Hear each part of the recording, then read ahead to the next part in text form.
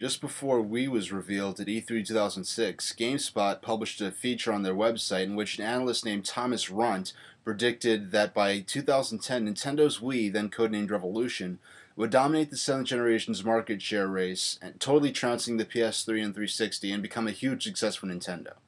Now, why is this hilarious? Because GameSpot's prediction of Wii's success was facetiously written as that year's April Fool's joke, and the fictional analyst quoted in the feature was a delusional Nintendo fanboy spouting incoherent netspeak. Now, to be as generous as possible, it could be taken that this article is really just more of a criticism of armchair analysts who don't know what they're talking about or are just going on, their fanboy passion rather than actual facts. But the fact that this story was set in the context of someone saying that Nintendo's Wii would be a successful system as being delusional just totally sets the atmosphere of what was going on at the time. It's easy to forget nowadays because it's especially ironic because even though the Wii actually did turn out to be the dominant console of the 7th generation, there's still a highly visible element in the mainstream gaming media and amongst the terminally hardcore who are just dedicated to downplaying or dismissing the success of the Wii. And well, I assure you that if PlayStation 3 outsold the Wii by above and beyond 30 million units, and that the Wii was third place out of three in the console market share race, there would be no question amongst the terminally hip Nintendo phobes that this was proof that Nintendo's consoles sucked and that no one cares about the Wii or Nintendo anymore and that they should just quit and stop making game systems altogether. Meanwhile, that's not what happened. The Wii outsold the PlayStation 3 by above and beyond 30 million units. Think about 30 million. 30 million units Nintendo outsold the PlayStation 3 by. But now the Nintendo folks want to use that to say, well, that just proves Nintendo sucks. Just because it's more popular doesn't mean it's better. Like, look at Justin Bieber. He's popular and he sucks. So, and McDonald's is popular and their burgers suck. So that being more popular just proves that Nintendo sucks even more.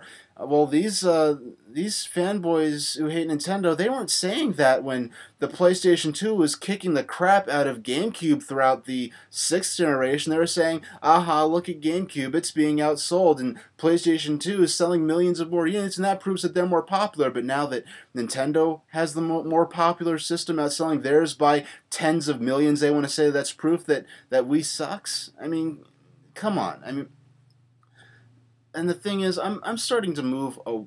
I ought to move away from this sort of thing because really, no, I really shouldn't. Because the thing was, back then, in 2004 with DS versus PSP, there was no. The precedent was, the atmosphere was that that Nintendo was just going to fail. And even when the DS was successful over the PSP, and the atmosphere was just that the Wii was just going to get crushed by the PlayStation 3, and it was going to be Nintendo's Waterloo, it was going to be Nintendo's Dreamcast, and even then, knowing what happened with the DS and the PSP, and the thing is, by then you could honestly just not say. Just be going with the general zeitgeist of the times and just assume Nintendo is just going to fail at everything they do. But now it's like what happened with DS and PSP. You know what happened with Wii versus the PS3 and 360, and we know what happened with the 3DS. With the second it didn't meet Nintendo's expectations, they want to say, aha, the 3DS is doomed, it's being crushed by Apple, and Vita is going to deliver the death blow, and 3DS is doomed, and it's just a gimmick, and no one cares about 3D. And now it outperformed the first year of the Wii, it outperformed the first year of the DS, and now it's a viable, widely received system because of the early adopters who stuck with it from the beginning and believed in the potential of the system. And now now I saw an April Fool's joke earlier. I wasn't looking out for this. On, I think it's VG charts, there's an April Fool's joke that Sony's cutting the price of the Vita to like 170 or something like that. I see how now you know that you can't just assume that Nintendo's going to be pulling third place out of three and everything they do, and that Nintendo's systems and games aren't popular. Now you have that precedent in recent memory.